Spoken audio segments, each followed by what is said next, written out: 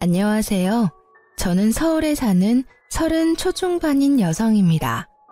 얼마 전에 동네 미용실에 머리하러 갔는데 옆 사람들이 유튜브에서 들은 사연 이야기를 하더라고요. 다들 재밌게 듣는다고 하길래 저도 속으로 그게 뭔가 궁금했어요. 한번 찾아서 들어보니 저랑 엇비슷한 사연도 있더라고요. 그래서 저 또한 용기 내어 이렇게 사연 보내게 됐습니다. 지우고 싶었던 기억들을 이곳에 털어놓으면 비로소 새 삶을 살 수 있을 것 같기도 해서요. 그럼 조금은 긴 제 사연 같이 들어주시겠어요? 어렸을 때부터 엄마께서는 제게 늘 말씀하셨습니다. 살면서 없어 보이는 건 절대 안 된다고요. 소희야, 어디 가서 절대 남들이 우습게 보게끔 행동하면 안 돼. 알겠지? 차림새도 그렇고 말이야. 행동거지랑 겉모습이 없어 보이면 널 만만하게 보기 마련이거든. 그렇다고 너무 있어 보여도 안 돼. 그럼 이상한 똥파리 같은 것들이 항상 꼬인단다. 엄마, 도대체 그게 무슨 말이야? 뭐든 적당히 말이야. 적당히가 딱이야. 궁상 떨지 말고 그렇다고 자랑질 하지도 말고. 알겠니? 어렸을 때는 엄마 말이 이해가 잘 안 갔어요. 없어 보이면 안 되는데 또 너무 있어 보여도 안 된다는 말씀이 제겐 너무 어려웠죠. 하지만 살아보니 엄마 말씀이 뭔지 이해가 갔어요. 조금 후줄근하게 백화점에 가면 명품 매장에서 무시들 한다잖아요. 밥 먹으러 식당만 가도 조금 편한 옷차림보다 차려입은 쪽이 더 대접받더라고요. 기분 탓일 수도 있지만 그런 일들 살면서 몇 번 겪다 보니요. 자연스레 겉모습을 신경 쓰게 됐습니다. 엄청 비싼 명품 옷을 입지는 못해도 깔끔하고 격식 있는 옷차림으로 다녔어요. 늘 주름 한 점 없이 깔끔히 다림질해서요. 그랬더니 주변에서 제가 엄청 잘 사는 집안 딸인 줄 오해를 많이 하더라고요. 특히 오랫동안 다닌 회사에서는 어느 부잣집 차만 딸이라는 소문이 파다했어요. 그래서인지 결혼 정년기가 되니까 천짜리가 엄청 들어오더라고요. 물론 저는 결혼에 관심 없어서 다 거절했습니다. 소희 씨 집이 잘 산다며? 아니요, 그냥 평범해요. 에이, 소희 씨 하고 다니는 것만 봐도 딱 부잣집 공주님인데? 아, 공주님은 아니고요. 전 그냥 평범한 평민입니다. 제가 엄마께 말씀드리니 괜히 엄한 놈 꼬이는 것 아니냐며 또 충고해 주셨어요. 혹시나 제 겉모습만 보고 팔자 고쳐보겠다고 다가오는 놈도 분명 있을 거라 조심하라셨죠. 엄마의 그 말을 계속 마음속에 새기고 있었지만 제 세상이 무너지니까 웬걸 사람 보는 눈도 다치더라고요. 건강하던 아빠께서 뇌출혈로 쓰러지시면서 엄마랑 저는 엄청 힘든 시기를 보냈습니다. 친정아버지께서는 다행히 골든타임을 넘기지 않고 바로 병원에 도착했어요. 그래서 큰 후유증 없이 잘 회복하셨죠. 불행 중 다행일까요? 아빠가 쓰러지시기 전에 보험도 잘 들어놨었고 저희 가족은 생활비나 병원비 걱정은 크게 없었습니다.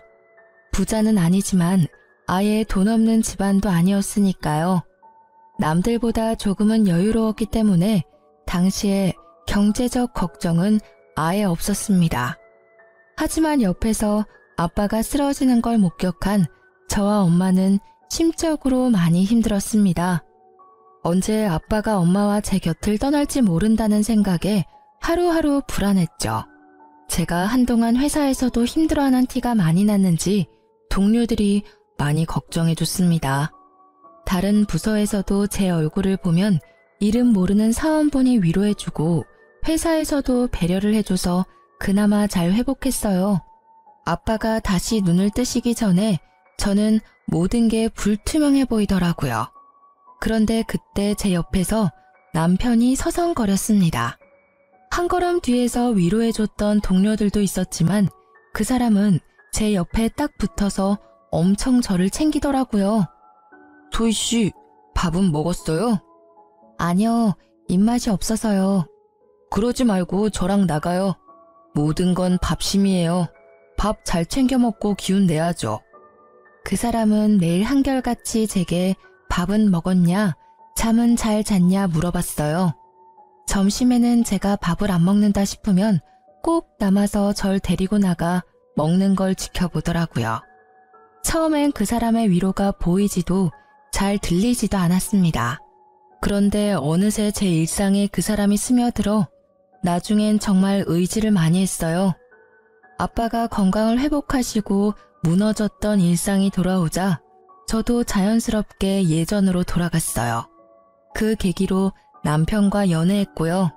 특별할 거는 없었습니다. 남들처럼 알콩달콩 만났어요. 1년쯤 사귀고 프로포즈를 받았는데 마음 한구석 어딘가 저는 성급한 느낌을 받았습니다. 하지만 망설이는 건 제게 사치였어요. 20대 초반처럼 연애를 많이 할 수 있는 시기도 아니고 언제 결혼 상대를 다시 만날지 모르니까요. 적당히 비슷한 환경의 회사 동료와 하는 결혼, 저는 나쁘지 않았습니다. 무엇보다 아빠가 아프셨잖아요. 도희야, 아빠가 당장 내일이라도 죽게 되면 너 결혼식은 어쩌냐? 우리 딸 결혼식에 내가 손은 잡아주고 떠나야 하는데. 아빠도 참 그런 소리 하지도 마세요. 프로포즈 받는데 문득 중환자실에서 의식이 돌아온 아빠와 했던 대화들이 떠올랐죠. 그래서 저는 그와의 결혼을 결심하게 됐습니다. 게다가 제가 힘들 때 옆을 지켜준 사람이니까요. 그와의 결혼 준비는 모든 게 순조로웠어요. 결혼식까지 많이 싸운다던데 저희는 평화로웠죠. 그런데 어느 날 신혼집을 알아보는데 남친이 이런 말을 하더라고요. 자기야, 우리 그냥 장모님 장인어른 댁에 들어가서 살까? 응? 그게 갑자기 무슨 말이야? 아니, 내 친구가 처가살이 한다고 자랑하는데 처음엔 그냥 웃어 넘겼거든? 근데 보니까 장모님 사랑 듬뿍 받으면서 지내는 모습이 나도 좀 부럽더라고. 아무래도 시가살이는 며느리가 고통스러운데 처가살이는 사위한테 나쁠 게 없잖아. 난 우리 둘 다 행복한 결혼 생활 하고 싶거든. 자기 생각 좀 의외다. 난 시댁살이든 처가살이든 둘 다 별로야. 각자 다 커서 결혼했는데 다시 부모님 집으로 들어가는 건 좀 아닌 듯해. 게다가 우린 나이도 있잖아. 돈 모아야 할 젊은 신혼부부가 보통 부모님 집 들어가서 살지. 그래? 당신은 별로겠지만 장인어른 생각은 다르지 않을까? 응? 아무래도 한번 편찮으셔서 집에 우리라도 있는 게 든든하실 거야. 남친 말을 들어보니 또 일리가 있었어요. 그래서 저는 슬쩍 친정 부모님께 여쭤봤습니다. 엄마, 남친이 결혼하면 친정집 같이 들어와서 사는 건 어떻냐고 묻네? 굳이? 아니 한창 신혼인데 여길 못하러 들어와. 아니 아빠도 한번 아프셨고 하니까 그 사람도 나름 걱정됐나 봐. 이제 우리 집 사위라 이거지. 어머, 마음만 고맙게 받는다고 해줘. 어떻게 그런 기특한 생각을 했대? 요즘 세상이 변하기는 많이 변했나 봐. 네 아빠 들으시면 감동해서 우시겠다.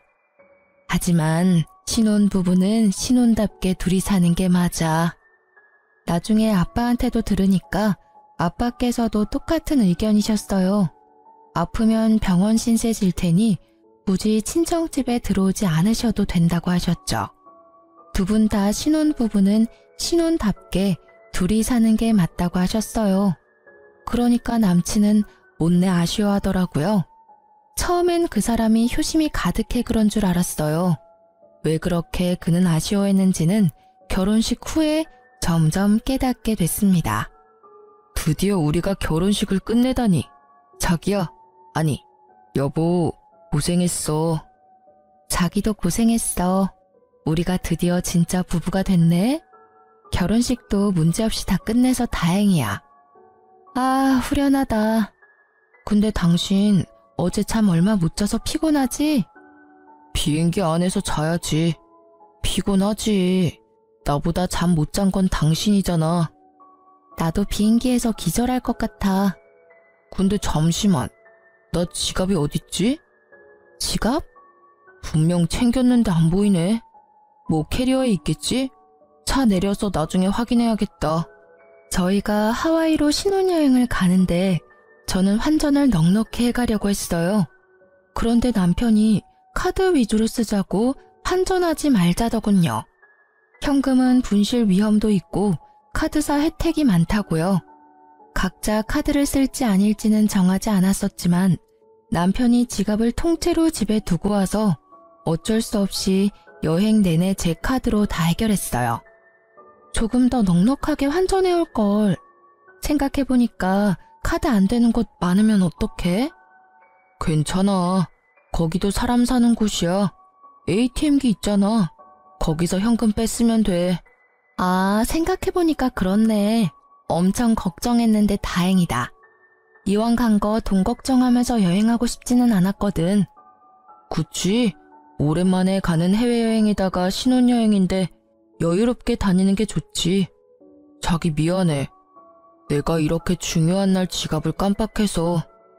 남편이 지갑을 통째로 두고 왔다고 해서 처음엔 좀 짜증이 났습니다. 카드 한도 때문에 여행에 차질이 생길까 봐요. 하지만 세상이 워낙 좋아져서 카드만 있으면 현금 뽑는 건 일도 아니더라고요. 게다가 지갑이라 다행이지 빡빡한 비행기 시간에 여권 안 놔두고 온 게 어디냐며 저는 좋게 생각하려고 했어요. 그런데 신혼여행 때 남편의 돌발 행동에 깜짝 놀랐습니다. 고의로 지갑을 두고 온 게 아닐까 생각했죠. 신혼여행 첫날 저는 결혼식이랑 장시간 비행 탓에 몸이 너무 고단했습니다. 반면에 남편은 피곤하지도 않은지 일찍 일어나서 산책을 하겠다고 하더군요. 깼어? 산책할래? 지금 몇 시야? 6시 반. 산책하고 호텔 조식 먹으면 딱일 것 같은데. 되게 일찍 일어났네. 미안한데 자기야, 나 지금은 도저히 못 일어나겠어. 조금만 더 자면 안 될까? 그럼 조식은 나 먼저 먹을까? 난 안 먹어도 돼. 근데 혼자 먹을 수 있겠어? 당연하지. 내가 애도 아니고. 혼자서도 잘 먹을 수 있어.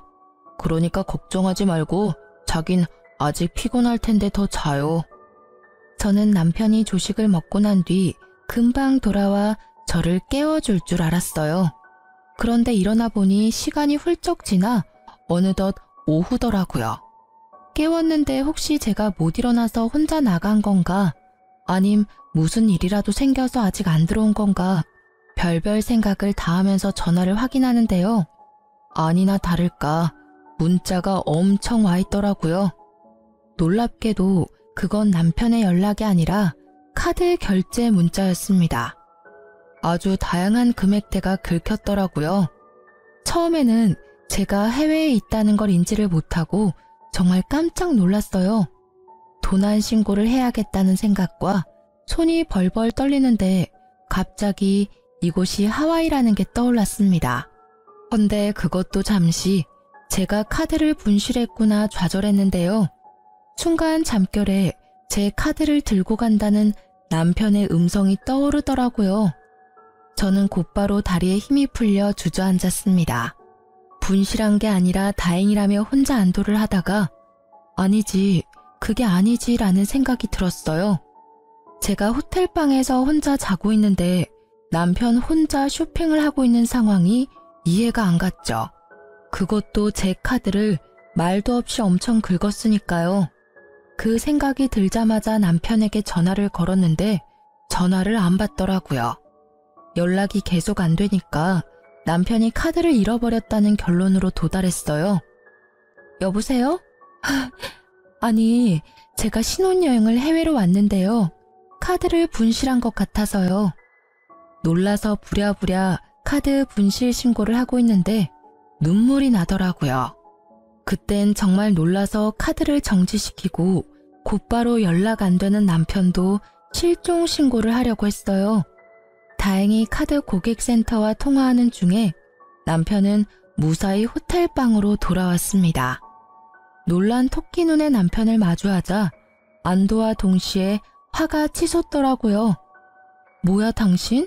지금까지 뭐 했어? 내가 얼마나 놀란 줄 알아? 여보, 왜 울고 있어? 나 쇼핑하고 왔는데. 말도 없이 혼자 쇼핑하고 온 거야? 너 피곤하대서 혼자 다녀왔지. 그건 새벽이었고 오전에 나 깨울 생각은 안 들었어. 지금 오후 2시가 훌쩍 넘었어. 시간이 벌써 이렇게 됐다고? 내가 미안해. 정신없이 돌아다니다 보니까 미처 몰랐다. 근데 당신도 너무하다. 내가 못 깨웠어도 혼자 일어나면 되잖아. 애야? 뭐? 그렇잖아. 내가 몇 시에 돌아올 줄도 모르는데 알람이라도 맞춰놓고 잤어야지. 당신 도대체 몇 시에 일어난 거야? 내가 그럴 정신이 있었어? 밤 늦게 도착해서 기절했잖아. 나 6시에 일어났을 때도 비몽사몽이었어. 그리고 상식적으로 난 당신이 아침 먹고 산책만 하고 돌아올 줄 알았어. 연락은 되지도 않고 남겨놓은 것도 없고 카드 결제 내용만 잔뜩 와 있잖아. 내가 안 놀라게 생겼어? 게다가 내 카드를 상의도 없이 어떻게 막 긁어. 대충 계산해봐도 200만 원 훨씬 넘더라. 말하다 보니 그제야 남편의 손에 들린 쇼핑 봉투들이 눈에 띄더라고요. 그중에는 명품 브랜드 로고가 박힌 쇼핑백도 있었어요. 정말 기가 막히더라고요. 들어보니 당신이 놀랄만 했네. 내가 언성 높여서 미안해. 오랜만에 해외여행 와서 너무 들떴었나 봐. 그런데 나 진짜 혼자 놀다 온 게 아니라 당신은 피곤하다 했고 편하게 혼자 잘 자라고 자리 비켜준 거야. 조식 먹고 산책 좀 하다가 호텔 구경하는데 심심하더라고. 그래서 잠깐 바깥 구경한다는 게 이사단이 났네. 내일도 많이 하고 또 한국보다 더 싸니까 나도 모르게 카드를 긁고 있더라. 상의 없이 카드 써서 미안. 근데 나 진짜 내 거 산 게 아니라 양가 부모님 선물이랑 기념품 산 거야. 그러니까 너무 뭐라 하지 말아줘. 우리 엄마 지갑이 워낙 오래됐는데 여기 와서 보니까 엄마 생각이 엄청 나더라고. 그래서 나도 모르게 결제해버렸어. 근데 말야, 나도 호텔방 들어오자마자 당신 울고 있는 모습에 얼마나 놀랐는지 몰라. 그니까 뭐? 왜 효도를 내 카드로 하려고 해? 게다가 그 카드 한도도 별로 안 돼. 우리 환전도 별로 안 해왔잖아. 아니, 좋게 생각해서 진짜 나한테 상의하고 같이 사러 갔으면 내가 이래? 나 당신 정말 이해가 안 돼. 한도가 얼만데? 신용카드 말고 다른 체크카드는 없어? 뭐? 남편이 반성은 안 하고 제게 다른 카드가 없냐고 묻는 순간 저는 속으로 결혼식 올리고 바로 이혼해도 될까? 사람들이 엄청 뒤에서 수군거리겠지? 뭐 이런 생각을 속으로 했어요. 어떻게 배우자가 되자마자 카드를 자기 것처럼 막 쓸 수 있는지 이해가 안 됐습니다. 물론 남편이 쓴 건 남편에게 다 받을 생각이었지만요. 이 신혼여행은 망했어. 어떻게 시작부터 이래? 남은 여행 나 웃으면서 보낼 자신 없어. 자기야, 실수라고. 한 번만 화 풀어라, 응? 내가 배려 없이 굴어서 미안해. 따로 있고 싶어. 이왕 이렇게 된 거 오늘은 각자 시간 보내자. 나 생각할 시간이 좀 필요해. 여보야.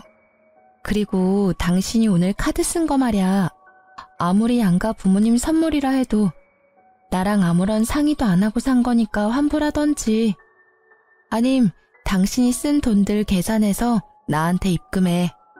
아무리 부부가 됐어도 지켜야 할 선이라는 게 있는 거야.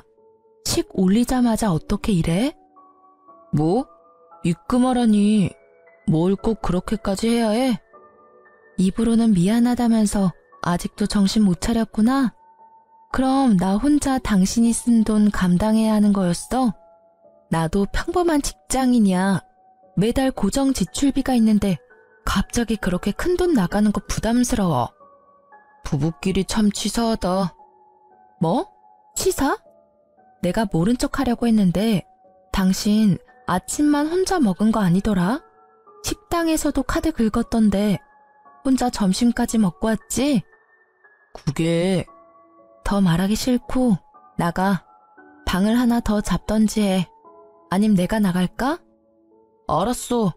일단 자기 기분 풀릴 때까지 따로 있자. 그렇게 저는 화가 안 풀려서 신혼여행 내내 남편이랑 따로 지냈습니다. 남편 꼴도 보기 싫어서 돌아다니지도 않았어요. 그냥 호텔에만 박혀서 호텔 안에서 식사도 다 해결했어요. 남편이 무릎 꿇고 싹싹 빌어서 마지막 날쯤 겨우 화해했어요. 화해라기보다는 한국에 들고 갈 선물들 사려고 억지로 얼굴 봤네요. 어쨌든 결혼 축하하러 와준 소중한 걸음들의 보답도 해야 하고 양가 어른들 선물도 다시 준비해야 했으니까요. 남편은 정말 반성한다며 그대로 사왔던 것들 다 환불했습니다. 그래서 그때 산 게 진짜 부모님 선물이었는지 본인이 갖고 싶었던 걸 산 건지는 잘 모르겠어요. 또 그렇게 당장은 짜증나도 화해할 수밖에 없었던 가장 큰 이유는요. 신혼여행에서 돌아오는 날은 친정집에서 자야 했기 때문입니다. 친정 부모님께 안 좋은 모습 차마 보여드리고 싶지 않았거든요. 그리고 그 다음 날은 시댁에서 보내기로 했기 때문에 저는 우선 그 일정을 다 마무리하자 생각했어요. 그리고 신혼여행 때 사건을 남편과 한 번 더 제대로 짚고 넘어가야겠다 싶었습니다. 진짜 이혼할 수도 있는 문제라고 생각했거든요. 엄마, 아빠, 저희 왔어요. 왔어? 어휴, 고생했네. 즐겁게 쉬고 왔어? 네, 뭐. 엄마, 그런데 뭘 이렇게 많이 준비했어. 상다리 부서지겠다. 엄청 고생했겠네. 뭘, 아빠가 많이 도와줬어. 뭐 한 건 없지만 우리 딸, 우리 사위 많이 먹어. 우와, 감사합니다, 장모님. 남편은 잠깐 제 눈치를 보다가 밥을 허겁지겁 맛있게 먹더라고요. 그런 남편을 흐뭇하게 바라보는 친정 부모님을 보고 저는 마음이 좀 불편해서 잘 먹지 못했어요. 해외에서 입맛 안 맞아서 고생했어? 사위는 잘 먹는데 넌 왜 그렇게 못 먹었어? 미안해 엄마, 힘들게 준비하셨는데 딸이 많이 못 먹어서 속상했구나. 아니 비행기를 오래 타고 와서 그런가 입맛이 없었어. 속이 부대끼더라고. 약 줄까? 아니 그 정도는 아니야 엄마. 나 괜찮아요. 근데 엄마는 이제 괜찮아? 뭐가? 엄마 결혼식 때 엄청 우셨잖아. 아이고 그러게 내가 기쁜 날 그렇게 울면 안 됐는데. 예쁜 딸 보내려니 그렇게 속상했어요? 당연하지. 우리 예쁜 딸 시집 보내는데 내가 안 울면 이상하지. 사위가 야속하기도 했지. 엄마는 너 좀 더 내 옆에 데리고 있고 싶었거든. 엄마께서는 갑자기 또 우셨어요. 저는 당황해서 엄마 눈물을 닦아드렸죠. 너무 울어서 남편은 밥 먹게 하고 저랑 엄마는 안방에 들어가서 마저 얘기를 나눴는데요. 엄마, 그만 울어. 나 결혼했어도 집도 가깝고 우리 자주 볼 거잖아요. 그게 말이야, 소희야, 사실 말이다. 엄마께서는 한참을 우시다가 천천히 옛날 이야기를 해주셨어요.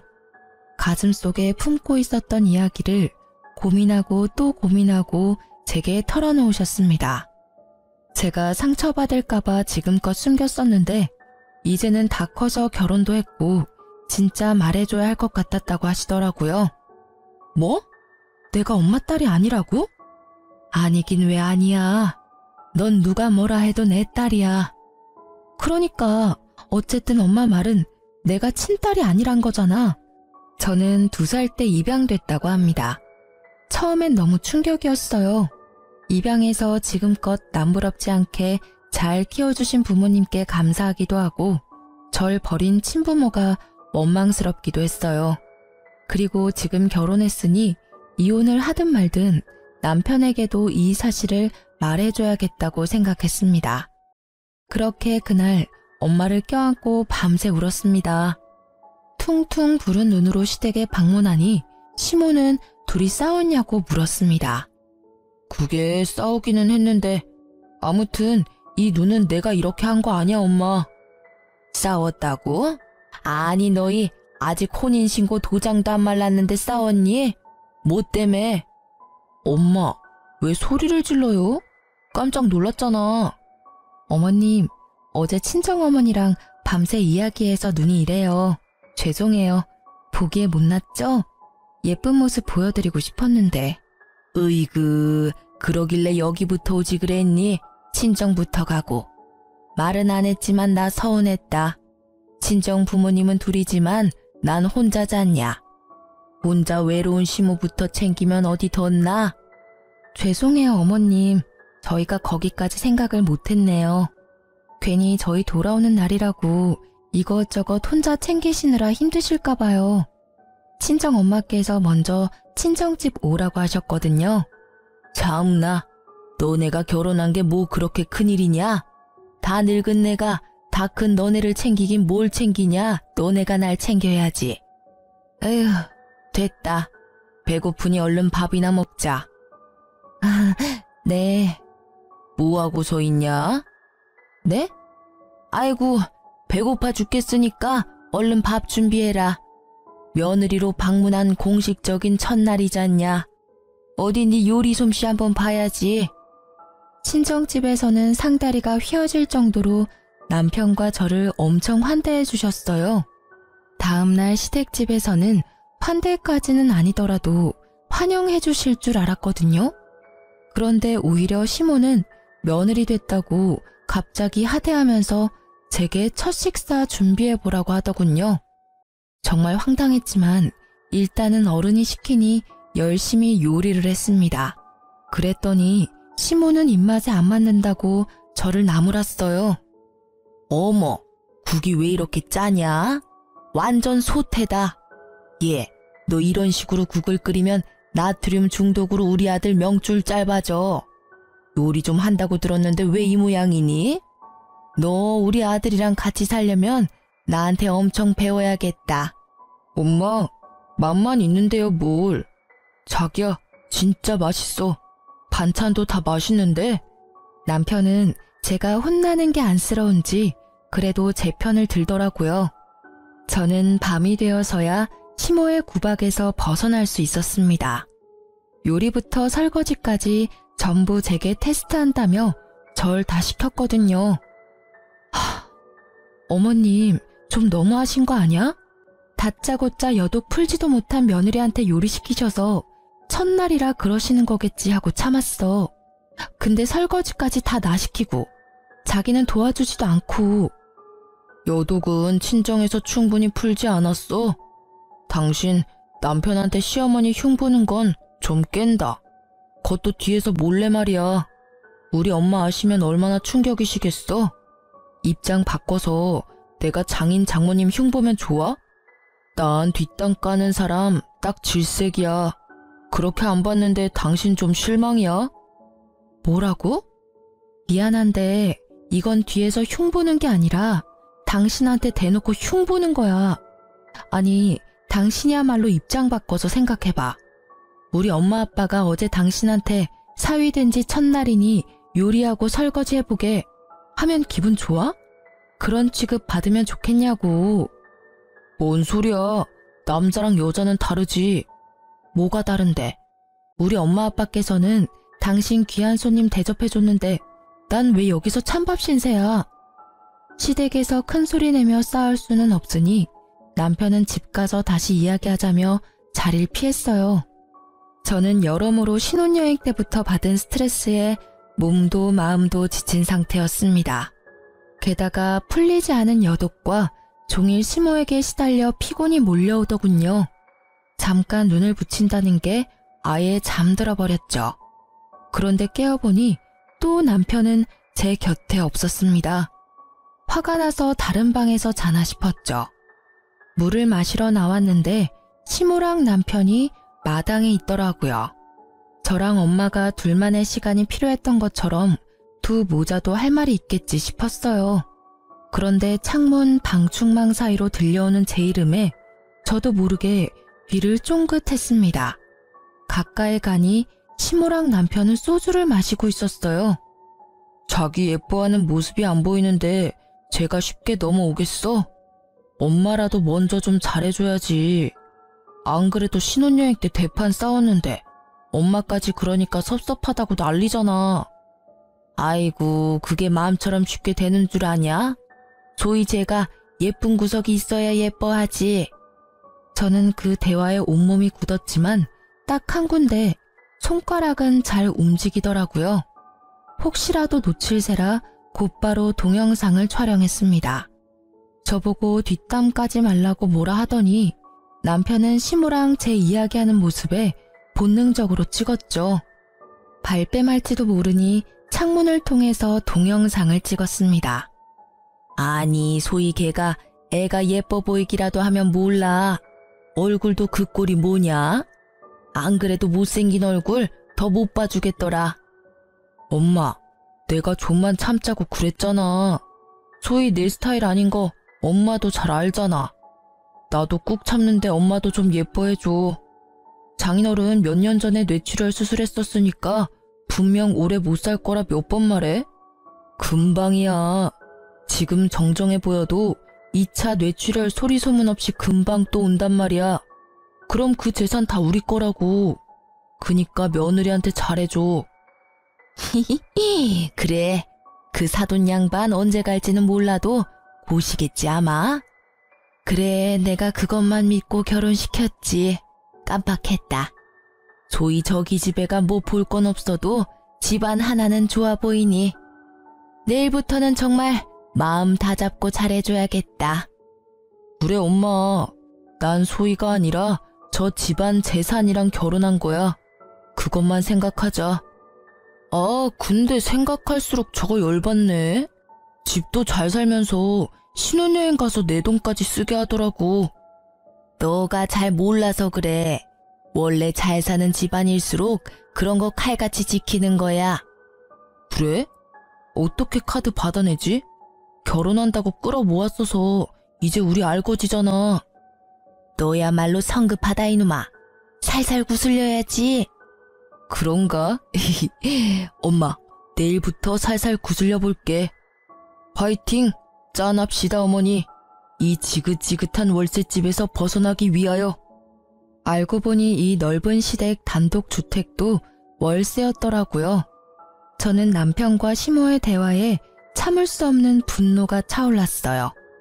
어떻게 저와 제 부모님을 두고 그런 생각을 했는지 치가 떨렸습니다. 남편은 회사에 놔두는 소문을 듣고 제가 잘 사는 집안 딸인 걸 알고 접근한 거였죠. 참 허망했습니다. 저는 속이 뒤집어졌지만 곧바로 티내지 않았습니다. 못된 모자 참교육은 시켜줘야 했으니까요. 이혼은 정해진 결론이고 못된 아들 의견에 동조한 시모부터 복수하기로 생각했어요. 저는 매일 점심시간마다 시댁에 놀러 갔습니다. 회사랑 가까웠거든요. 이미 남편과 시댁의 재정 상태는 알았고 뜯어먹을 건 없고 밥이라도 얻어먹어야지 싶었어요. 시모는 처음에는 저를 반겼어요. 어머님, 저 어머님 손맛 배우려고 왔어요. 근데 어쩌죠? 회사 점심시간에 온 거라 바빠서 요리는 못 배울 것 같은데. 어머, 네가 요리를 못하러 배워. 내 말을 아직도 담아뒀어? 내가 해줄 테니까 넌 걱정하지를 마. 어머님, 그럼 저 갈비찜 먹고 싶은데 내일 또 와도 돼요? 응? 갈비찜? 아, 내일 또 온다고? 아, 그래. 내가 다 해놓으마. 먹고 싶은 거 미리 말하기만 해.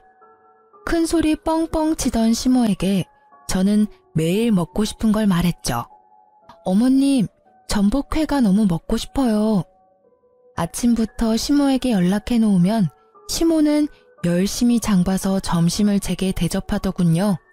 그리고 남편에게 마음에도 없는 시모 칭찬과 자랑을 했어요. 여보, 어머님이 날 정말 끔찍하게 아끼셔. 나 친구들한테 계속 자랑하잖아. 오늘은 전복회까지 직접 떠주셨다니까. 그래? 전복회? 맛있었겠다. 난 왜 안 불렀어? 에이, 나랑 친해지셔야 하는데 당신이 왜 껴? 그렇지. 얼른 둘이 친해져야 좋지. 응, 저번에 뭣도 모르고 서운하다고 해서 미안해. 어머님 진짜 좋으신 분 같아. 그치? 사람 겪어봐야 알잖아. 우리 엄마랑 너도 분명 서로 잘 알게 되면 잘 맞을 거라 나도 생각했어. 근데 엄마 용돈 좀 드리는 게 어때? 매일 가서 먹으면 엄마 좀 부담스러우시겠다. 응? 아니지. 어머님 그럼 부담스러워서 나 밥 못 먹이셔. 용돈은 다음에 챙겨드릴 거야. 그래? 떨떠름한 남편의 대답에 저는 속으로 비웃었죠. 그리고 제가 용돈도 안 주고 점심시간마다 낼름 밥만 먹고 가니 이제 시모는 아예 냉장고를 이제 비워놓고 기다렸습니다. 어머님, 냉장고가 텅텅 비었네요. 어쩌지? 내가 장 보러 갈 시간이 없어서 못 봤네. 괜찮아요. 오늘 해물찜이 너무 먹고 싶은데 어머님 힘들까봐 제가 오는 길에 배달 주문해놨어요. 잘했죠? 해물찜? 내가 좋아하는 거 어떻게 알고. 아유, 고맙다. 배달 왔습니다. 네. 헉, 어머님. 응? 어쩌죠? 제가 회사에 지갑을 두고 와서요. 결제 좀 부탁드려요. 그래, 뭐 내가 일단 결제하마. 얼마죠? 네, 59,000원입니다. 거참 되게 비싸네. 그렇게 냉장고를 비워둔 시모를 위해 저는 매일 점심을 미리 주문해서 갔어요. 해물탕으로 시작해서 초밥, 중식, 코스 요리 등등 배달 가능한 비싼 음식들이 많잖아요. 할 수 있는 한 시모를 다 뽑아 먹었죠. 시모는 성질을 참다 못해 한마디 했습니다. 너 용돈 한 번 안 주고 너무하다 정말. 내가 지금 이번 달 식비만 얼마를 쓴 줄 아냐?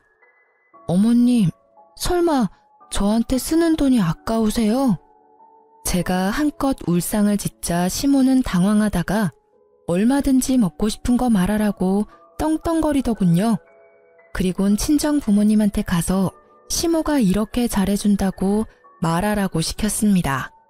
전 당연히 그러겠다고 말했죠. 그리고 이 말을 덧붙였더니 시모가 개거품을 물었어요. 저는 친부모가 누군지도 모르지만 지금 너무 행복해요. 양부모님도 모자라서 시어머님께도 이렇게 사랑을 받으니까요. 전 정말 복받은 사람이에요. 뭐? 뭔 소리냐 그게? 너 니네 부모님 친자식 아니냐? 네, 저도 얼마 전에 알았어요. 저 어렸을 때 입양하셨대요. 너 왜 그 중요한 걸 숨겼냐? 진짜 네가 친자식이 아니라고? 본색을 드러내는 시모에게 저 또한 이제 숨기지 않고 발톱을 드러냈어요. 왜요? 그게 뭐 어때서요? 정신 차려라. 아니 양부모가 너한테 뭐라도 남겨주겠냐? 너 정말 무서운 애구나. 이거 사기 결혼이야. 결혼 전에 말했어야지. 이혼이라도 할까요? 당연한 걸 물어. 이 괘씸한 것. 시모는 이혼 소송할 거라며 제게 각오하라더군요. 너 미쳤지? 감히 날 속여? 퇴근하고 남편에게 물어보니 생각이 같다 하더군요. 이미 제가 말하기 전에 시모한테 들었는지 얼굴은 울그락불그락 했습니다. 역시나 제가 속였다고 사기 결혼이라고 시모와 비슷한 반응을 보였죠. 그래서 저는 남편을 데리고 친정 부모님께 같이 가서 이혼 말씀드리자고 말했어요. 마지막 예의는 갖춰달라고요. 제가 밤늦게 남편을 데리고 나타나자 친정 부모님께서는 어리둥절해 하셨죠. 무슨 일이냐 갑자기. 너희 뭔 일 있어? 걱정스러운 얼굴을 한 부모님께 저는 물었어요. 엄마, 아빠, 저 할 말 있어요.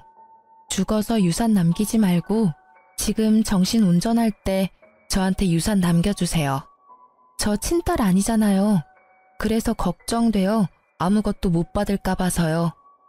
아무것도 모르는 친정 부모님께서는요, 당황하시다가 이내 곧바로 웃으면서 알겠다고 하셨어요. 그래, 소희 네 생각이 그렇다면 그렇게 해주마. 남편은 아빠의 말씀에 당황한 얼굴로 말하더군요. 아니, 친딸도 아닌데 정말 얘한테 재산 남겨주실 거예요? 얼마나요? 친정엄마께서는 남편의 속보이는 말에 놀라신 얼굴이었죠. 자네, 뉘앙스가 좀 그렇네. 우리가 소희한테 재산 주는 건 당연한 거 아니겠나. 우리 마음으로 낳은 딸인데 누가 뭐라 해도 소희는 내 딸이야. 남편은 친정 부모님의 태도에 놀라서 태세전환했어요. 여보, 정말 감동이다. 장모님, 장인어른, 그동안 우리 소희 이렇게 예쁘게 키워주셔서 감사합니다. 앞으로는 제가 소희 지키겠습니다. 웃겨? 네가 뭔데 날 지켜? 난 내가 지켜. 엄마, 아버지, 저 재산 필요 없어요. 아까 한 말은 진짜 재산 받으려고 한 말 아니에요. 저 멀쩡한 직업도 있고 모아둔 돈도 충분해요. 지금까지 키워주신 것도 너무 감사하니까 절대 저한테 유산 남기지 마세요. 그게 뭔 말이야, 여보. 받을 건 받아야지. 그래, 너 받을 건 받아야지. 잘못했으면 벌은 달게 받아야지. 저는 친정 부모님께 시모와 남편 동영상을 틀어서 보여드렸어요. 남편 놈은 자기 목소리와 자기 엄마 목소리가 흘러나오자 무릎부터 꿇더라고요. 사실 제가 혹시 몰라 2시간 전에 친정아빠한테 충격받지 마시라고 미리 귀뜸해 드렸었습니다. 이렇게 할 건데 놀라지 마시라고요. 아버지께서는 기다렸다는 듯 남편의 뺨을 날렸어요. 감히 내 귀한 딸에게 상처를 입혀? 잘못했습니다. 그런 의도로 한 말 전혀 아니에요. 나 자네한테 단 한 푼도 안 줄 거야. 쉽게 안 죽어. 죽더라도 이혼하는 거 다 보고 죽을 테니 걱정 말게. 엄마께서는 손에 집히는 대로 남편에게 물건을 던지셨어요. 당장 나가. 내 집에서 당장 꺼져. 소송을 해서라도 이 부분 바로 잡을 거야. 네 놈, 네 엄마, 내가 가만 안 둬. 그렇게 남편 놈은 쫓겨나고요. 아빠와 저는 엄마를 달래드렸어요. 시모는 얻어맞고 온 남편을 보고 또 불이 나게 다시 남편의 손을 끌고 친정집으로 달려왔죠. 아이고, 사돈어른 잘못했습니다. 술김에 헛말이 나왔어요. 내가 이놈의 술을 끊어야지. 내 아들은 못난 애미 말에 맞장구 친 죄밖에 없어요. 아들이 정말 소희를 사랑하고 있습니다. 그렇지, 아들? 네, 맞아요. 저 정말 소희 사랑합니다. 손이 발이 되도록 빌면서 시모와 남편은 한 번만 봐달라고 했습니다. 한 번 속지 2번 속겠어요. 너 보니까 왜 처음부터 처가살이 타령한지 알겠다. 소름 돋아. 우리 엄마 아빠 집에 들어와서 무슨 짓 하려고 그랬니? 절대 아니야. 소희야, 그런 거 절대 아니야. 변명은 법정 가서 하던가. 저와 친정 부모님은 끝까지 그 둘을 외면했습니다. 나가라고 끌어내도 안 돼서 경찰까지 불렀죠. 그렇게 결국 이혼 소송은 제 승리로 끝났습니다. 명확한 유책 사유가 남편에게 있었으니까요. 시댁에서 찍은 동영상 증거도 신혼여행 때 진상짓했던 카드 내역서도 제게 유리하게 작용했어요. 남편과 시모는 비싼 전원주택 월세 감당 못해서 쫓겨났더라고요. 부동산 직원한테 들어보니 원래부터 2 모자는 원룸에서 살았다고 합니다. 저랑 결혼하려고 전원주택에 무리하게 들어가선 단기 월세살이를 한 거죠. 전 남편과 이혼 소송 중에 회사에서 마주치는 게 너무 싫었는데요. 마침 타이밍 좋게 전 남편은 회사에서 잘렸습니다. 전 남편은 돈 무서운 줄 모르고 결혼 전에 회사 동료들한테 야금야금 빌린 돈들이 있었나 봐요. 안 갚고 배째라는 시기라 크게 한바탕 난리가 났어요. 하마터면 저까지 피해 입을 뻔했네요. 그나마 결혼 전 빌린 돈이라 저는 엮이지 않았네요. 회사에 제가 관련되지 않은 거라 소명하느라 골치 꽤 아팠습니다. 이혼 후에 오픈하려고 했는데 결국 이혼 전 소송 중인 것도 다 오픈했습니다. 전 남편 아주 빚더미에 오르고 근처 아파트 공사 현장에서 일하는 걸 누가 봤다는 소문만 들었네요. 그거라도 열심히 해서 어서 회사 사람들 돈부터 갚았으면 좋겠네요. 괜히 저도 얼굴 보기 껄끄러워졌거든요. 제 잘못 없는 거 알았는데도 일부분의 사람들은 은근히 여유 있는 제가 책임지길 원하는 사람도 있더라고요. 하지만 제가 사기 결혼까지 당하고 돈까지 갚아야 하나요? 저는 딱 잘라 거절했습니다. 전 시모는 얼마 전에 회사 근처 국밥집에서 봤어요. 주방에서 땀 범벅이 되어 설거지하고 있더라고요. 이사도 안 갔는지 제 회사 근처인 걸 알면서도 이곳에서 일하는 게 웃겼죠. 같은 동네 살면 참 이런 점이 웃겨요. 좋은 마음은 아니고 저도 사람인지라 쌓인 한이 있잖아요. 국밥집 사장님께 설거지하는 이모 힘들어 보인다고 고생하시니 이모님 팁이라도 드리라고 10,000원을 드렸습니다. 이모, 저기 마음씨 착한 분이 10,000원 팁이라며 주셨어. 아이고, 고맙습니다, 손님. 제 얼굴도 안 보고 연신 고맙다고 고개를 조아리는 전 시모였어요. 그러다 고개를 들어 제 얼굴 보곤 낯빛이 어두워지더라고요. 저는 웃으며 수고하시라고 한마디 남기고 가게를 나왔네요. 이제 그 국밥집은 안 가려고요. 친정 부모님께서는 재혼도 절대 하지 말고 그냥 부모님 곁에만 있어달라 하시네요. 알콩달콩 셋이 살자고요. 저도 한번 세게 대어보니 남편도 필요 없다고 느꼈어요. 또 살다 보면 모르지만요. 지금은 남은 인생 친정 부모님이랑 추억 더 쌓으면서 보내고 싶습니다. 친자식도 아닌데 진짜 친자식처럼 키워주신 부모님 은혜에도 보답해야죠. 여러분, 제 사연 끝까지 들어주셔서 감사합니다. 혹시나 제 사연 때문에 혈압 높아지셨을까봐 걱정됩니다. 시원한 물 한 잔 천천히 들이키시고 무더위 잘 이겨내시길 바라겠습니다. 감사합니다.